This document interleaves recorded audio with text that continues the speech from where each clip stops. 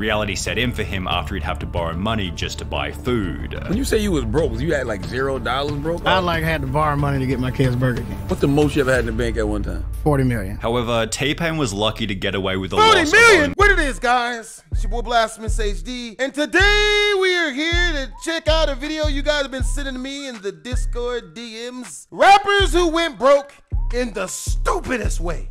Let's do this. Before filing for bankruptcy, 50 Cent was spending $108,000 per month to rent an 18-bedroom mega mansion, while T-Pain's bankruptcy was so brutal that by the end of it, he had to borrow money just to buy Burger King. What? However, let's begin by talking about DMX, who had to file for bankruptcy on 3 separate occasions as he couldn't afford child support. What? You see, DMX had 17 children with 11 different women, and almost every child resulted in some kind of law. How many different women? 18 children with 11 different women, and Yo, that's them young child support numbers, bro! What?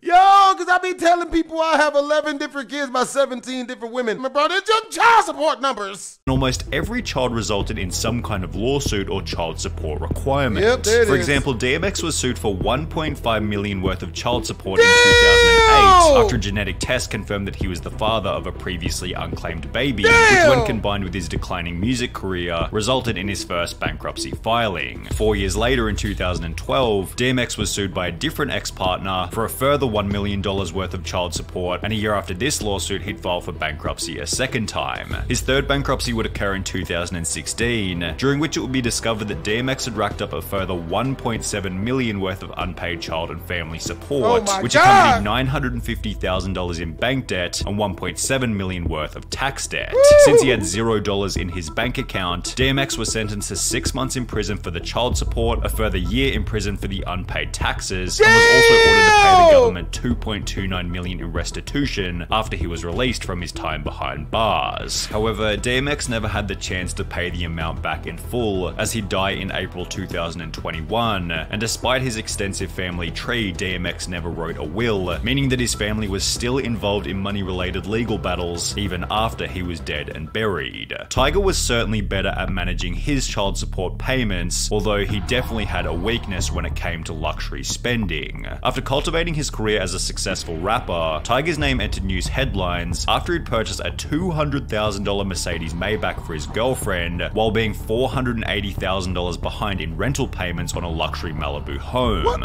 As a result, Tiger was sued by his landlord, although he'd failed to show up to court as he was on holiday in Turks and Caicos. Yet this situation wasn't the only example of Tiger spending big in one area while being financially behind in another. For example, in 2016, while shopping for a new Bentley, Tiger's Ferrari 458 was repossessed in the parking lot as Tiger hadn't been paying for the loan. Despite this, Tiger would go on to purchase another Mercedes Maybach, as well as a Land Rover, a Rolls-Royce Ghost, and a Rolls-Royce Cullinan, all of which were repossessed for non-payment, while he was seen looking at a brand new Lamborghini. In addition to this, Tiger was sued by a second landlord for $181,000 after once again missing rental payments in 2016, which was followed by a third property-related lawsuit in 2020, where Tiger had racked up over $200,000 in damages and unpaid rent on yet another rental property. It was then revealed that Tiger was being court-ordered to pay for $200,000 worth of unpaid jewelry, which accompanied the accusation by his ex-girlfriend Black China that he'd been missing child support payments. And just to add a cherry on top of the cake, while all of this was going down, Tiger was in $890,000 worth of tax debt to the government. Despite all of this, Tiger is still seen flexing a lavish life on social media, which is a luxury unavailable to rap producer Scott Storch, who blew through $70 million in less than 3 years.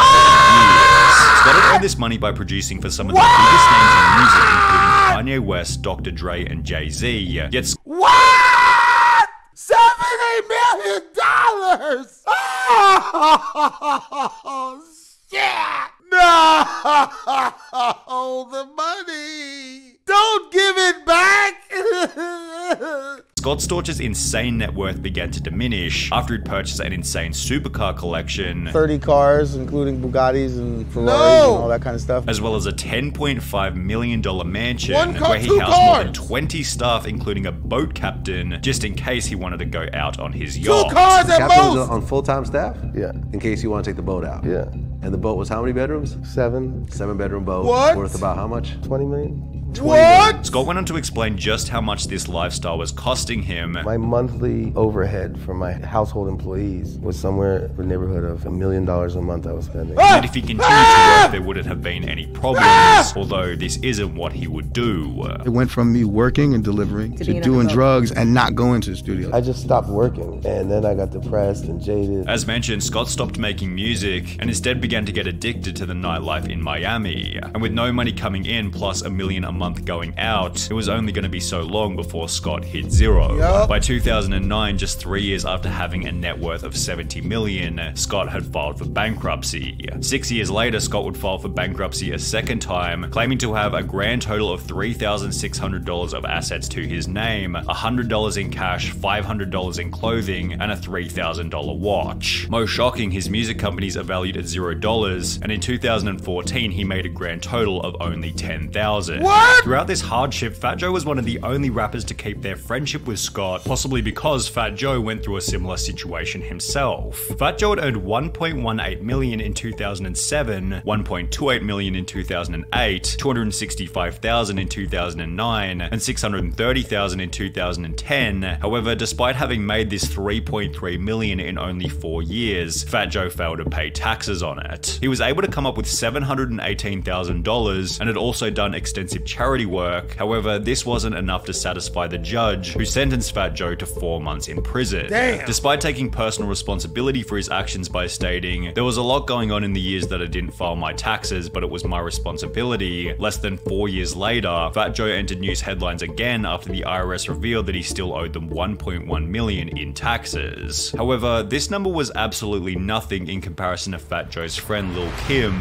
who owed almost 4 times more and became, quote, too poor to file for bankruptcy. Lil Kim wasn't nearly as successful as some of the other rappers featured on this list. However, this didn't stop her from purchasing a $2.3 million mansion back in 2002, notably with the help of a mortgage. Throughout the 2000s, Kim's music career slowed dramatically, and by 2018, Kim was filing for bankruptcy as she still owed the full $2 million on her property, despite the 16 years that had passed. In addition to this, Kim now owed $1.85 million to the government for 13 years worth of unpaid taxes, which accompanied a further $185,000 in unpaid legal fees. The bankruptcy became even worse after discovering that by 2018, Kim was earning a comparatively small $18,000 per month, of which $2,000 went to staff, another $2,000 went to clothing, and $10,000 went to travel fees, meaning she had less than $4,000 per month to dig herself out of $4 million worth of debt. Somehow Lil Kim managed to, quote, get her finances into good shape, and her bankruptcy filing was dismissed. However, MC Hammer wasn't quite so lucky.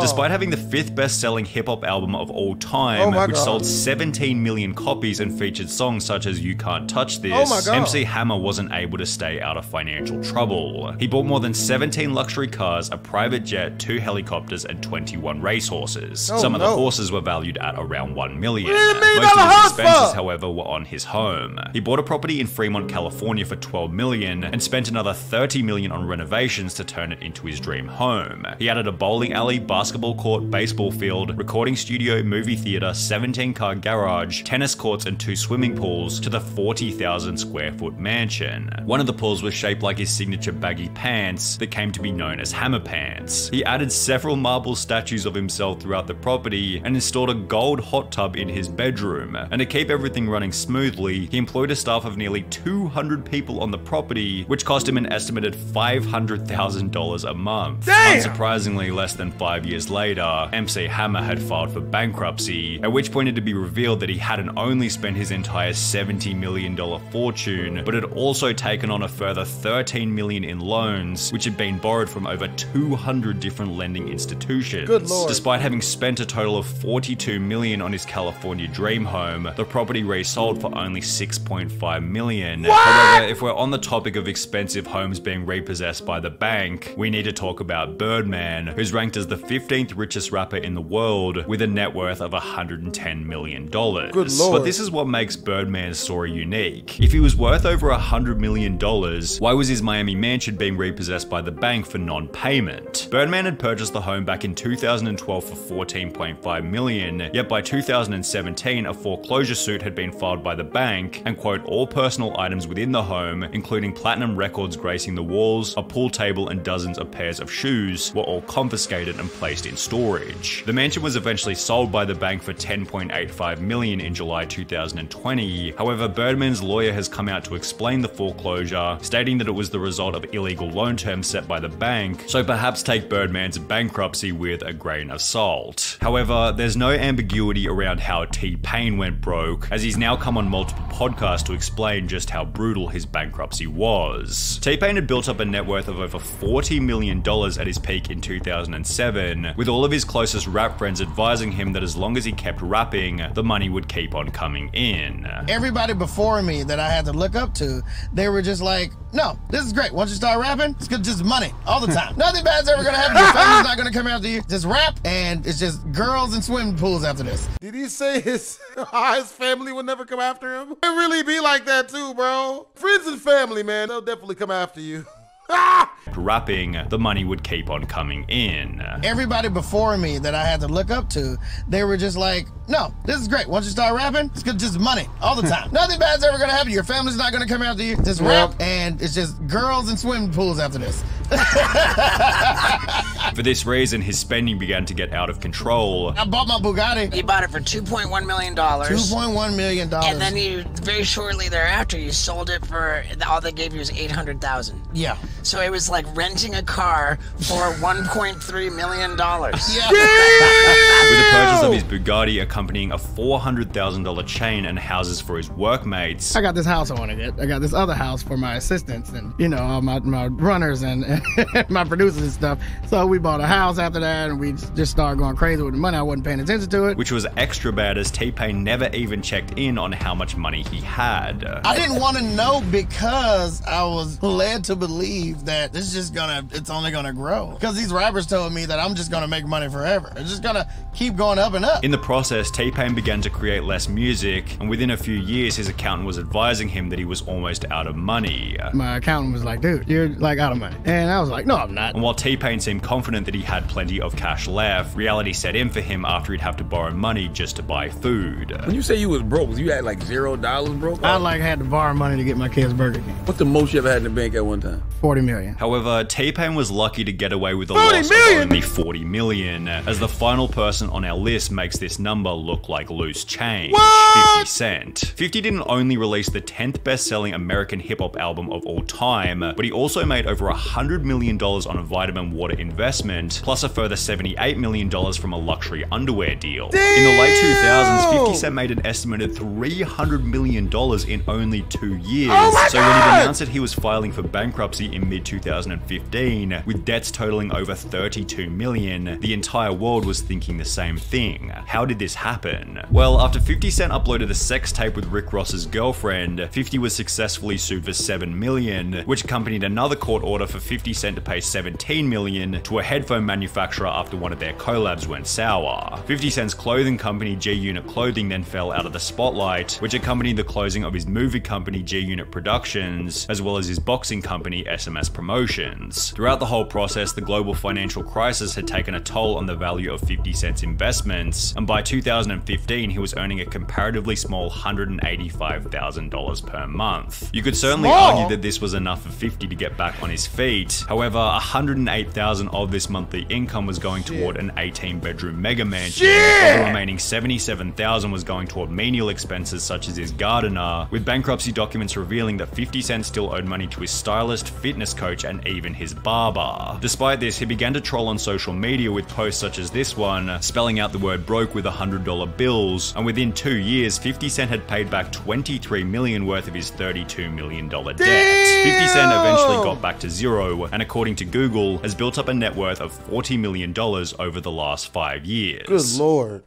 Be good with your money, people. Always save for a rainy day, and make sure to keep some cheddar Y'all didn't see that. Make sure to keep some cheddar on the side for when the foolishness goes down. You know what I'm saying? I hope you guys enjoyed the video. If you did, make sure to comment, like, and or subscribe. I finally reached my hour of nunchucking for the day. I'm only holding my phone like this because I've been watching a lot of Death Note lately. You know what I mean? So, yeah, Twisms.